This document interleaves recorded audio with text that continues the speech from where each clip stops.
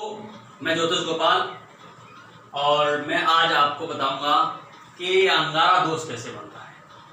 अंगारा दोष क्या होता है, इससे क्या नुकसान हो सकते हैं और अपनी लाइफ में इससे क्या क्या परेशानियां आ सकती हैं। तो आप देखिए कि अंगारा दोष, आपकी जन्म कुंडली खोल लीजिए जिसमें लगन कुंडली लिखा है, ये आपकी जन्म कुंडली है। और इसमें जो है जन्म कुंडली में आपको ये चैप्टर देखना है।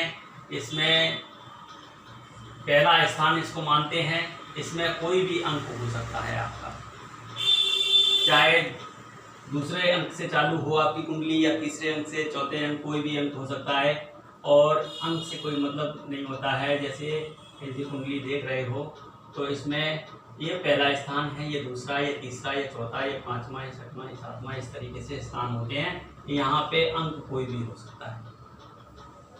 दोस्तों, राहु के साथ में अगर मंगल होता है, राहु के साथ में अगर मंगल होता है तो ये अंगारा दोष देता है।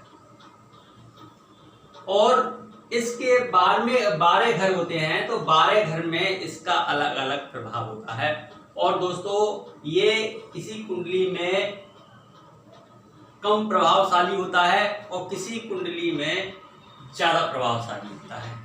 ये मैंने आपको बताया है कि मित्र राशि में जब कोई ग्रह होता है तो उसका असर मतलब नुकसानदायक नहीं होता है, और जो विपरीत राशि में कोई ग्रह हो जाते हैं, राहु है, मंगल है या विपरीत राशि में पहुंच जाएगा, तो यहाँ पे फिर वो असरदार हो जाएगा, बहुत ज्यादा असर।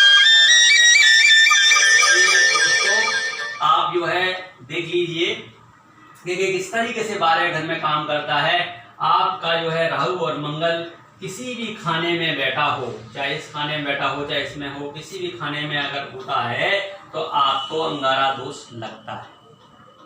अंगारा दोष क्यों लगता है कि मंगल जो होता है ये भाई का कारक होता है, और भाई का कारक होता है, ये राहु के साथ में जब आता है तो अंगारा दोष बना देता है। और ये पूर्व जन्म का प्रभाव होता है। पूर्व जन्म में आपके भाई से अच्छे संबंध नहीं रहे, लड़ाई झगड़े रहे, और उसका जो है बदले की भावना से वो इस जन्म में आपके ऊपर प्रभावशाली होता है। तो उसकी जो प्रेत आत्माएं होती हैं वो उसको प्रभावित करती रहती हैं, और इस जन्म में ये पहचान होती है कि इस जन्म में आपके भाई के साथ संबंध ज्यादा अच्छे नहीं होंगे। तो दोस्तों, आपने देखा राहु के साथ में जब मंगल होता है तो अंगारा दोष होता है। अब इसका 12 स्थानों पे अलग अलग इसका प्रभाव होता है। जैसे पहला स्थान होता है ये मस्तिष्क का है, ये शरीर का भी होता है। और अंगारा दोष कभी कभी अग्नि से भी भय दिलाता है। जैसे आदमी को लगता है अग्नि से बहुत मतलब ज्यादा भय होता है, और अग्नि में आदमी जल जाता है जल्दी से, या कोई भी परेशानी होती है, तो यहाँ पे मतलब जो है अग्नि से डर रहता है इस बंदे को।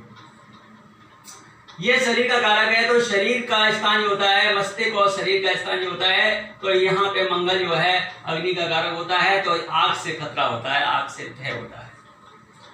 ये 12वां घर में अगर आपका बाई चांस, जैसे हर की कुंडली में, हर इंसान की कुंडली में ये राहु मंगल कहीं भी हो सकता है, किसी के अंदर यहाँ होता है, किसी का यहाँ होता है, किसी का यहाँ होता है, किसी का यहाँ होता है, किसी का यहाँ होता है, तो वो अलग अलग भाव में अलग अलग प्रभाव देगा, मगर ये अंगारा दोष जरूर है। अभी 12वें भाव में आता है राहु और मंगल 12 भाव में बैठा हुआ है। जैसे राहु मंगल 12वें भाव में बैठे हुए हैं, तो यहाँ पे ये क्या कराएंगे कि ये वाला खर्चे का घर होता है, तो यहाँ पे खर्चे का प्रभाव ज्यादा देगा। और मंगल राहु के साथ में होता है तो यहाँ पे खर्चा अधिक कराएगा और कर्जा करा देगा बहुत।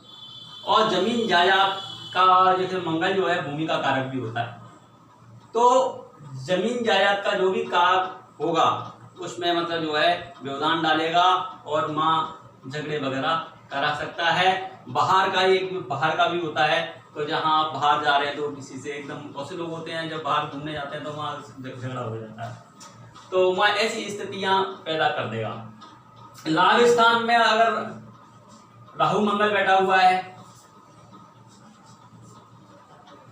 लाभ स्थान में, तो यहाँ पे लाभ नहीं होने देगा, आपके कारोबार में रुकावट डालेगा, और वहां पे भी मतलब झगड़े की संभावना ये बनाएगा। ये बिना वजह झगड़े कराता है और रुकावटें पैदा करता है। और 10वें भाव में अगर होता है, 10वें भाव में अगर राहु मंगल होता है तो आपका जो है यहाँ कारोबार को बिल्कुल दिक्कत पैदा कर देता है, कारोबार चलने नहीं देता। और वहाँ पे जो है जो भी कस्टमर आते हैं उनसे ऑटोमेटिकली झगड़ा हो जाता है। झगड़ा करना नहीं चाहता है मतलब वे भी झगड़ा हो जाता है, लोग बहस करने लगते हैं उससे। 9वें भाव में अगर यहाँ 9वें भाव में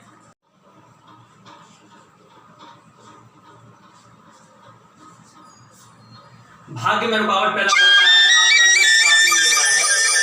लक्ष्य साथ नहीं देता है, ये भाग्य में रुकावट पैदा करता है।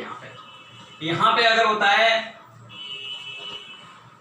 राहु मंगल ये कन्या होता है तो भाग्य में रुकावट पैदा करता है और प्रभाव गलत होता है।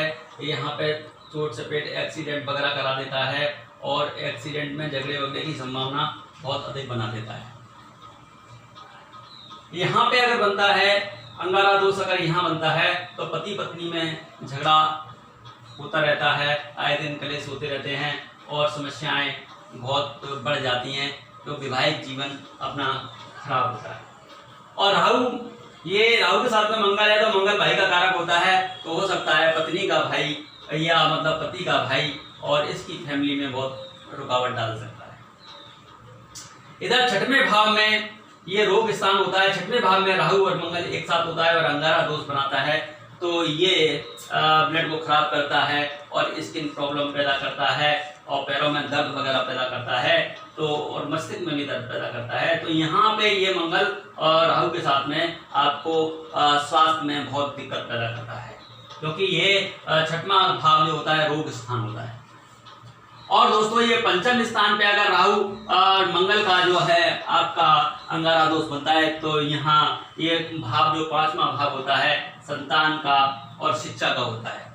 तो संतान और शिक्षा का 5वां भाव होता है, तो यहाँ संतान होने में मतलब दिक्कत होती है या देरी होती है और ये यहाँ पे संतान होने में रुकावट पैदा करता है। और दूसरा यहाँ पे बच्चों को, यहाँ बच्चे जब पैदा हो जाते हैं तो वो झगड़ालू टाइप के हो जाते हैं। और दूसरा क्या है कि यहाँ पे पढ़ाई लिखाई में रुकावट पैदा करता है, क्योंकि ये स्थान 5वां स्थान शिक्षा का भी होता है, तो शिक्षा में रुकावट पैदा कर देता है। 4था भाव दोस्तों ये सुख का भाव होता है और सुख का भाव होता है, तो यहाँ पे अगर राहु मंगल अगर अंगारा दोष बनाते हैं तो उसकी ऐसी फीलिंग होती रहती है कि मुझे सुख नहीं मिल रहा है और वो उसके लिए झगड़े भी करता है। सुख पाने के लिए छोटी छोटी चीज़ों की जरूरतों के लिए वो बहुत झगड़ा कर देता है।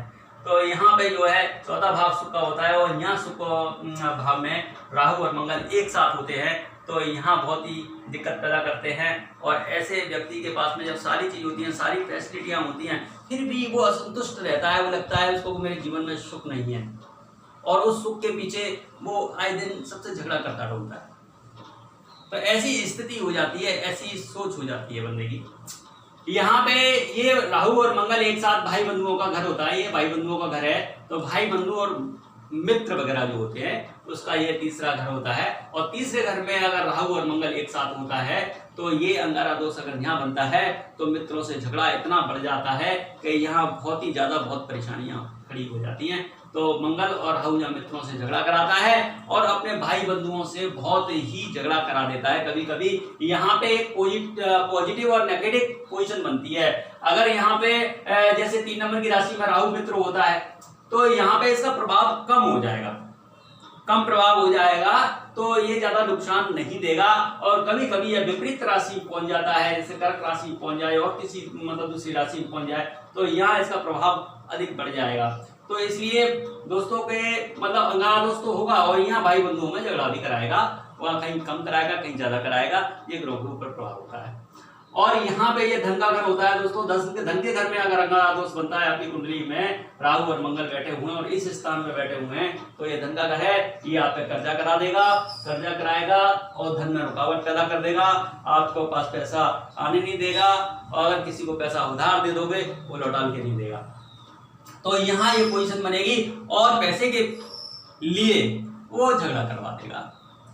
तो ये दूसरा घर दूसरा घर जो है यहाँ पे ये प्रभाव दिखाता है।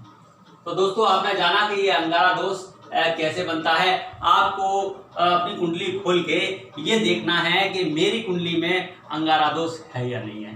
अगर राहु और मंगल अगर एक साथ आपको कहीं दिखाई देते हैं तो आप समझ लेना कि मेरी कुंडली में अंगारा दोष है। तो किसी ज्योतिषाचार्य से उसका थोड़ा उपाय पूछें और उपाय बताएं, उपाय करें।